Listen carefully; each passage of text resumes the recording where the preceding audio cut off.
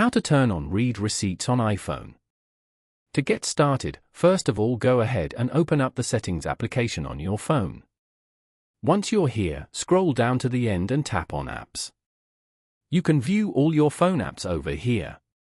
Now, search for or scroll down to find Messages and tap on it. You are now in the Messages settings page. Here, you can toggle iMessage on or off, manage read receipts, send messages as SMS when iMessage isn't available, adjust send and receive options, and configure settings for MMS, group messaging, and more. Scroll down and toggle the Send Read Receipts option on. When this is on, people are notified when you have read their messages.